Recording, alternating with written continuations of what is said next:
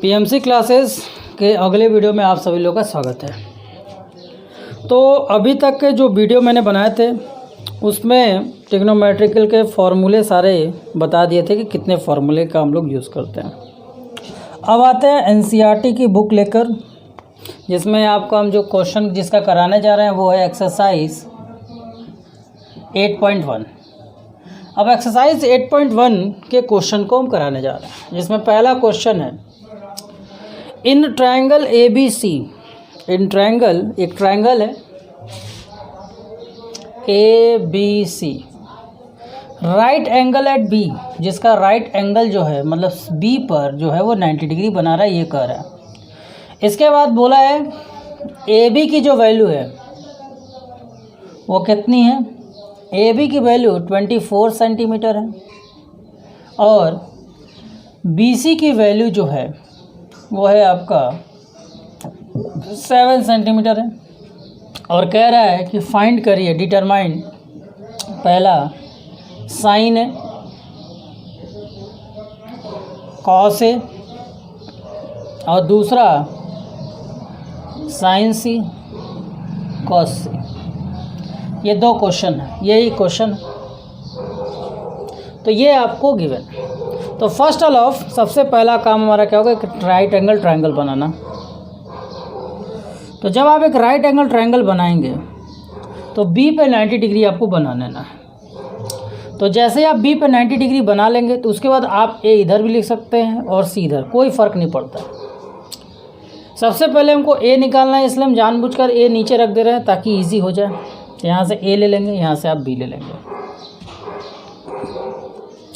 तो अब क्या करना है, हमारे पास क्या दिया हुआ है, ए बी, ये सी हो जाएगा। ए बी हमको दिया गया है 24 सेंटीमीटर, बी सी हमें दिया गया है 7 सेंटीमीटर और हमें नहीं पता। अगर ये राइट एंगल ट्रायंगल है तो पाइथागोरस थ्योरम का फॉलो ज़रूर करेगा। पाइथागोरस थ्योरम के अकॉर्डिंग ये क्या है, हाइपोथिनस है, ये इसमें से कोई एक बेस है, इसमें से कोई एक परपेंडिकुलर है। क्योंकि बेस और परपेंडिकुलर जो होता है एंगल के अकॉर्डिंग किया जाता है। अगर हम ए एंगल से बात करेंगे तो ये परपेंडिकुलर रहेगा, ये बेस हो जाएगा। सी एंगल से बात करेंगे तो ये हो जाएगा। तो सबसे फर्स्ट ऑफ हाइपोथिनस कौन है, ए सी है। तो ए सी का स्क्वायर जो होगा, मान लेते हैं परपेंडिकुलर बी सी है, तो बी सी का स्क्वायर प्लस ए बी के स्क्वायर के बराबर होगा। तो ए सी का square is equal to B C का स्क्वायर, बी सी कितना है 7 का स्क्वायर, प्लस ये हो जाएगा 24 का स्क्वायर। चलिए, तो A C square is equal to 7 का स्क्वायर हो गया 49 और बी सी का स्क्वायर 24 इंटू 24 करेंगे तो कितना आएगा 576। कंफर्म भी कर लेते हैं, इतना ही आएगा। तो आपका आ चुका है इसको। अब इन दोनों को ऐड करेंगे तो A C is equal to कितना हो जाएगा, ए सी स्क्वायर इज इक्वल टू 625। तो इस तरह तो ए सी निकालने के लिए आपको क्या करना होगा, रूट ओवर 625 और ये आप सॉल्व करेंगे रूट ओवर तो 25 आएगा। अब सॉल्व करने तो आपको आता ही होगा, नहीं आता है तो कोई बात नहीं, हम आपको बता दे रहे फिर से। क्या करते हैं, इसका फैक्टराइजेशन कर लीजिए। कितने बार में जाएगा, 2 बार में, 5 से जाएगा, 5 1 जा 5, 1 और 2 कितना हो गया 12 हो गया, 2 बार में, फिर 5 बार में, फिर 5 से करेंगे तो कितने बार में जाएगा 25 बार में, फिर 5 से करेंगे कितने बार में जाएगा 5 बार में। तो पेयर का मतलब एक होता है। तो रूट ओवर 625 की वैल्यू होगी 25, मतलब अपने पास ए सी आ गया 25। अब देखिए, आपसे 2 क्वेश्चन पूछ रहा था कि आपको साइन ए और कॉस ए बताना था। आपको साइन ए और कॉस ए बताना है, तो साइन ए कॉस ए बताना था आपको। तो साइन ए और कॉस ए आपको बताना है। तो साइन ए कितना हो गया, अब हमको पता है कि साइन की कैसे भी निकालते हैं, पंडित बद्री प्रसाद बटे हर हर भोले। तो हर हर भोले हो गया। तो साइन ए का मतलब है इसकी जो डिग्री है वो ए पर बनेगी, मतलब जो डिग्री हम बना रहे हैं ए के अकॉर्डिंग। तो ए के अकॉर्डिंग क्या है, इसके सामने वाला परपेंडिकुलर है, नीचे वाला बेस है और ये आपका हाइपोथेनस है। तो साइन के फॉर्मूले का पहला किसका होता है, साइन का होता है। तो P/H चाहिए हमको, पी इसमें कौन है, 7 है, पी इसमें कौन है, 7 है, 7 का मतलब बी सी है, कौन है, बी सी है, और एच कौन है, ए सी है। तो बी सी की वैल्यू कितनी हो गई, 7, और ए सी की वैल्यू कितनी हो गई, 25। तो साइन ए की वैल्यू हो गई 7/25। इसी तरह जब हम कॉस ए निकालेंगे तो कॉस ए में क्या होता है भाई, कॉस इसके लिए b/h, तो b/h बेस कौन है, ए बी है, और हाइपोथेनस कौन है, ए सी है। तो क्या हो जाएगा 24/25। इसी तरह जब हम जाएंगे किसको निकालने, साइन सी को, तो देखिए फॉर्मूला तो वही होगा परपेंडिकुलर पर हाइपोथेनस, लेकिन जब सी की बात करेंगे तो सी के लिए एंगल हमारा ये बन जाएगा, सी के लिए हमारा एंगल क्या बन जाएगा, ये बन जाएगा। तो इस एंगल के अकॉर्डिंग अब परपेंडिकुलर हमारा ए बी बन चुका है। जब मैं सबसे पहला वीडियो बताया था तो बताया था कि हम परपेंडिकुलर कैसे निकालते हैं, जो एंगल आप साइन सी निकालते, सी का एंगल ये हो गया, तो ये आपके लिए क्या हो गया, परपेंडिकुलर हो गया। तब इस बार परपेंडिकुलर ए बी हो जाएगा, और हाइपोथेनस तो चेंज होता नहीं है, इसलिए वो ए सी का ए सी ही रहेगा। तो कितना आ जाएगा, ए बी कितना है 24, अपॉन में बी सी कितना है 25, ए सी कितना है 25, साइन सी आ गया। इसी तरह जब आप कॉस सी निकालेंगे तो कॉस सी क्या होता है, सी बराबर b/h। तो सी के अकॉर्डिंग अब बेस कौन बन चुका है, बी सी बन चुका है, तो आपका हो जाएगा बी सी अपॉन में ए सी, तो बी सी की वैल्यू 7/25। तो जब भी आपको परपेंडिकुलर, देखिए हाइपोथेनस तो चेंज होने वाला है नहीं, चेंज अगर होने वाला कोई है तो वो कौन है, बेस और परपेंडिकुलर। और बेस और परपेंडिकुलर किसके अकॉर्डिंग चेंज होता है, according to choosing of angle. तो इसको नोट कर लीजिए, फिर हम अगला क्वेश्चन इसके बारे में इसके बाद कराते हैं। जल्दी से वीडियो को पॉज कर लीजिए और अगला क्वेश्चन हम आपको बता रहे हैं, जल्द से जल्द करिए।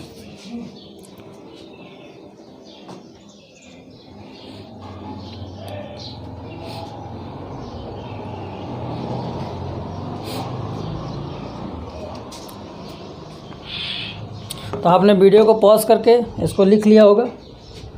चलिए इसको इरेज कर रहे हैं। इसके बाद आपका जो सेकंड क्वेश्चन है क्या है, सेकंड क्वेश्चन को ध्यान से देखिए। एनसीईआरटी का सेकंड क्वेश्चन है एडजॉइनिंग फिगर। एडजॉइनिंग फिगर, एक आपको फिगर दी गई है ऐसे, ये आपका ऐसे फिगर बन गया, ये आपका ए बी और ये आपका सी। तो ए बी सी आपको मिल चुका है। इसमें आपको A B is equal to दिया है 24, सॉरी पी क्यू, हम दूसरा क्वेश्चन देख लेते हैं। आपका एडजॉइनिंग फिगर है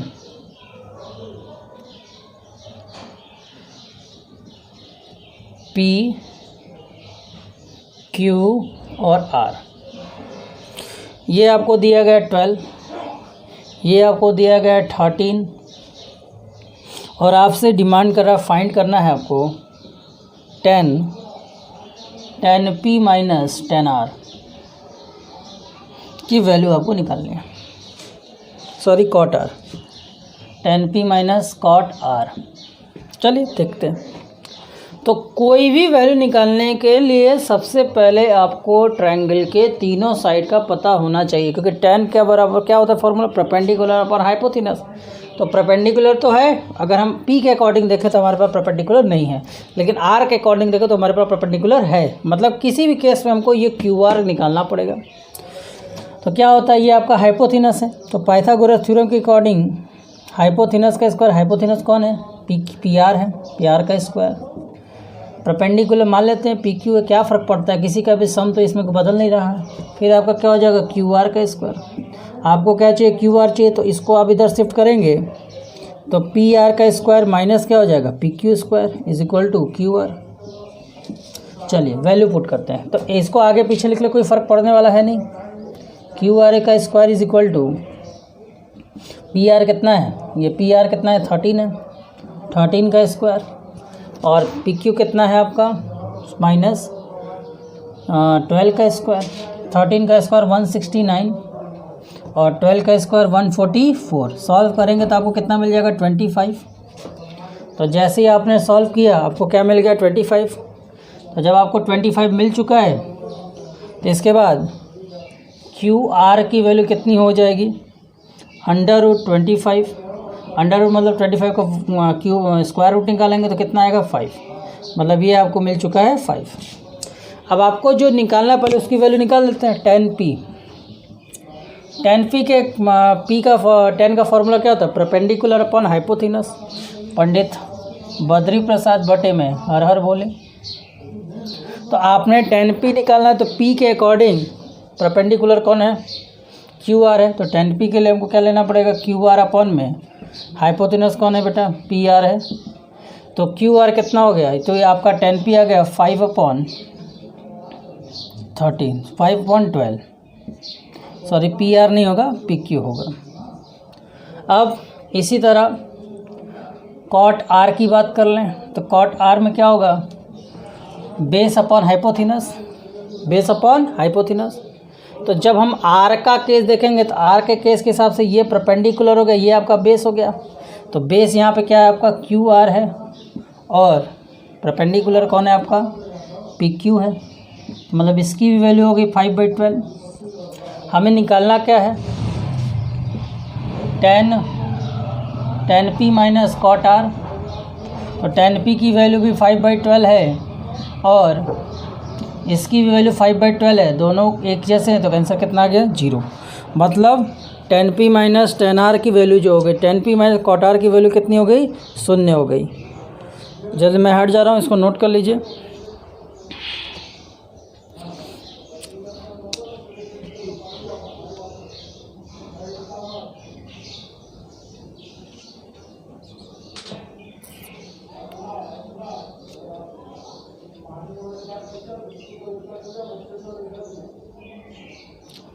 अब इसका क्वेश्चन नंबर 3 देखिए, इरेज कर रहा हूँ मैं, नोट कर लिया होगा आप लोगों ने।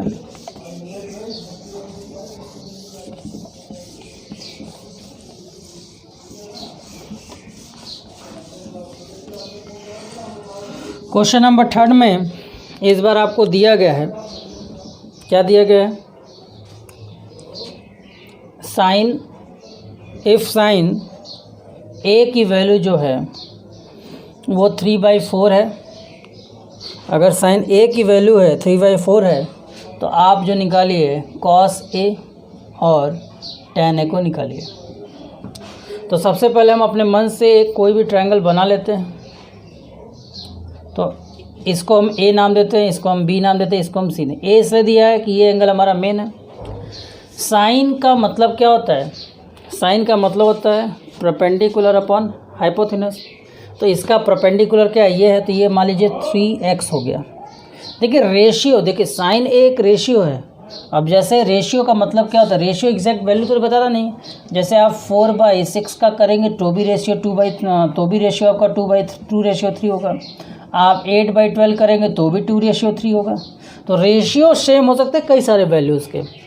तो कहने का मतलब है कि ये इसका रेशियो देता है। तो पहला ऊपर वाला जो वैल्यू है वो किसका है, परपेंडिकुलर का है। तो मान लेंगे परपेंडिकुलर कितना हो गया 3x हो गया। फिर आपका ये क्या है, हाइपोथिनस की वैल्यू है। साइन में हाइपोथिनस की वैल्यू आपका 4x हो गया। तो अब हमको क्या करना है, कोई भी इक्वेशन, कोई भी वैल्यू निकालने के लिए हमें राइट एंगल ट्रायंगल के तीनों साइड को जब तक हमको नहीं पता होगा तब तक हम उसको सॉल्व नहीं कर सकते हैं। तो तीनों साइड में ये क्या, बेस हमको निकालना है। तो हाइपोथिनस का स्क्वायर AC का स्क्वायर या CA का स्क्वायर। चलिए हाइपोथिनस का स्क्वायर इक्वल टू परपेंडिकुलर का स्क्वायर प्लस बेस का स्क्वायर।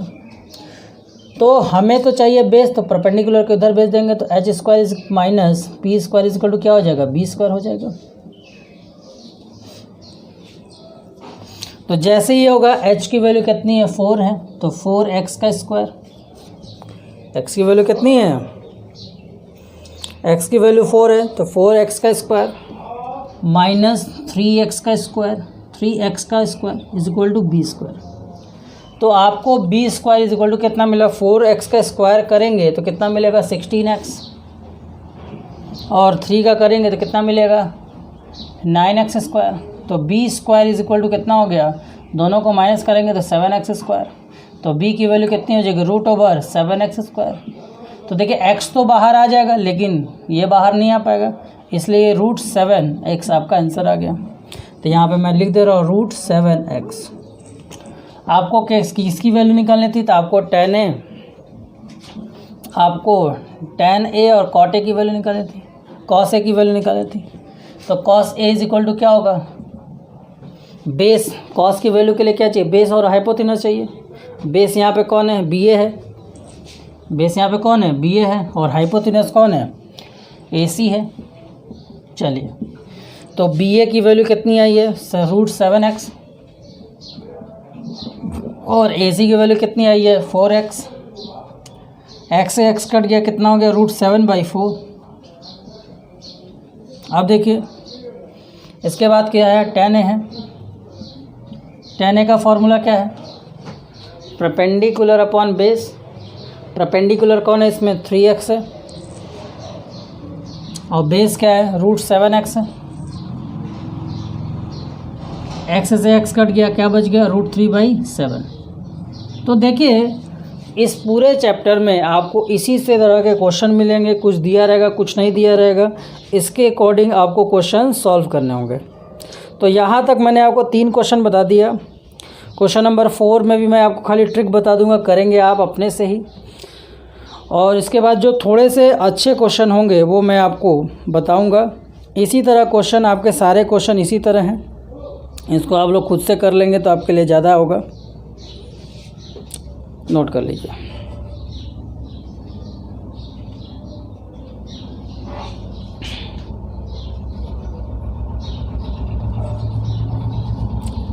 चलिए इसको इरेज करते हैं। वीडियो पॉज करके नोट कर लिया होगा आपने। अब क्वेश्चन नंबर 3 तो हो चुका है, क्वेश्चन नंबर 4 की बारी। तो क्वेश्चन नंबर 4 एकदम इजी है, इसी तरह से है। तो क्वेश्चन नंबर 4 में आपसे क्या पूछा गया है, देखिए इधर क्वेश्चन नंबर 4 में आपको बस कर क्या दिया गया, गिवन जो इस तरह से कर दिया गया, 15 cot a is equal to 8। तो क्या दिक्कत है, cot a is equal to आप 8/15 कर लीजिएगा। फिर वही ट्रायंगल बनाकर आप जैसे अभी लास्ट क्वेश्चन किया है उस तरह कर लेंगे, और आपका जो भी cos a जो भी निकालना है आप निकाल लेंगे। क्वेश्चन नंबर 6 भी इसी तरह है, क्वेश्चन नंबर 6 भी है। अब आते हैं क्वेश्चन नंबर 5, सॉरी, अब क्वेश्चन नंबर 6 पर आते हैं। क्वेश्चन नंबर 6 में बोल रहा है if A and B are acute angle, अगर A और B जो हैं वो एक्यूट एंगल हैं, such that cos A, angle A and angle B जो है वो क्या है, एक्यूट एंगल है, एक्यूट एंगल है अगर, और एंगल के बाद आपको दिया गया cos A की वैल्यू cos B के बराबर कर दी जाए, तो आपको प्रूफ करना है कि एंगल A और एंगल B भी बराबर होगा। चलिए देखते हैं। तो अगर एक ट्रायंगल हम अपने मन से ABC मान रहे हैं, तो C आप देखिए ABC ले A और B की अगर एंगल निकल रहा है मतलब ये 90 डिग्री नहीं होंगे, जब भी 90 डिग्री होगा इसके अलावा कोई और होगा। तो ये हो गया A, ये हो गया B और ये हो गया आपका C। चलिए अगर हम इस फॉर्मूले से cos A निकालते हैं, क्या निकालते हैं, cos A। तो cos A का फॉर्मूला क्या होता है, बेस, इसके सामने वाला परपेंडिकुलर हो गया, ये आपका बेस हो गया, तो इसके हिसाब से cos A जो होगा वो AC/AB होगा, AC/AB होगा। इसी तरह जब हम cos B निकालेंगे तो कैसे निकालेंगे, इसी तरह जब हम cos B निकालेंगे तो cos B जब निकालेंगे तब ये सामने वाला परपेंडिकुलर हो जाएगा और ये बेस हो जाएगा। और cos की वैल्यू निकालने के लिए बेस अपॉन हाइपोथिनस फार्मूला होता है पंडित बद्री प्रसाद बटे हर हर भोले के हिसाब से। तो बेस अपॉन हाइपोथिनस हो गया, तो यहाँ पे बेस कौन हो गया, BC हो गया, और यहाँ पे हाइपोथिनस हो गया। अब हमें जहाँ तक गिवन है, गिवन क्या है, जहाँ तक हमको ये तो क्वेश्चन का प्रोसेस हो गया, ये पूरा क्वेश्चन का पार्ट हो गया। अब ये आपका सॉल्यूशन में आ गया। तो हमें मिला है कि cos A जो है वो cos B के बराबर है।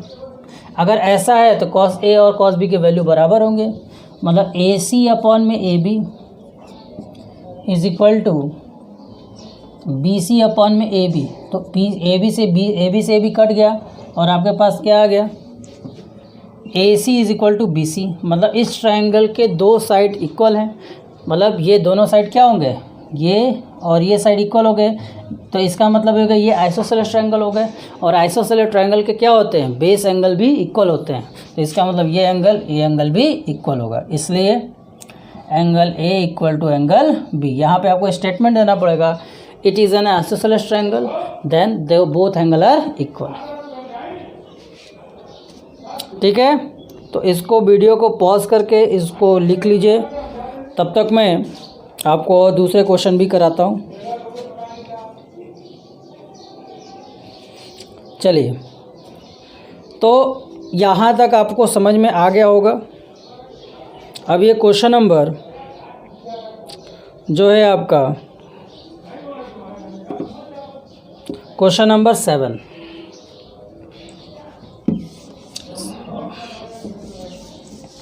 तो अब हम क्वेश्चन नंबर 7 से नेक्स्ट वीडियो में काम करेंगे। अगले वीडियो में हम लोग इसके आगे क्वेश्चन करेंगे, तो आप कंटिन्यू देखते रहें और आपको हमेशा नए नए वीडियो आपको अपलोड होते हुए मिलेंगे। Thank you.